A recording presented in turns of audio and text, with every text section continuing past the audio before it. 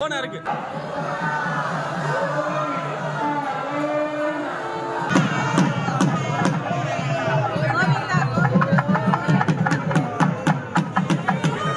திருப்பூர் செய்திகளை உடனுக்குடன் தெரிந்து கொள்ள நம் திருப்பூர் சேனலை சப்ஸ்கிரைப் செய்யவும்.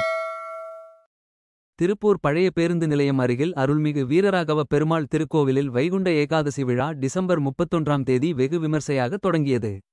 பகல்பத்து உற்சவத்தின் முதல் நாள் திருவிழா டிசம்பர் 31ஆம் தேதி முதல் திருப்பாவை பாராயணம் செய்து துவங்கியது. பகல்பத்தின் ஒவ்வொரு நாளும் உற்சவர் நம்பெருமாள் வெவ்வேறு அலங்காரத்தில் அருள்பாலித்து வருகிறார். அடுத்த 10 நாட்கள் ராபத்து உற்சவமும் நடைபெறுகிறது. முக்கிய நிகழ்வான இன்று சொர்க்கவாசல் திறப்பு நடைபெற்றது.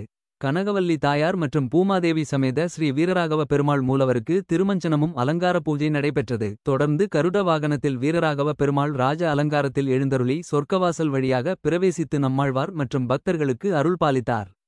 இந்த சொர்க்கவாசல் திறப்பு நிகழ்ச்சியில் இலட்சக்கணக்கான பக்தர்கள் கலந்து கொண்டு சாமி தரிசனம் செய்தனர். மூலவரை தரிசனம் செய்த பின்னர் வெளியில் வரும் பக்தர்களுக்கு ஸ்ரீவாரி டிரஸ்ட் சார்பில் 1,08 லட்டுகள் பிரசாதமாக வழங்கப்பட்டது.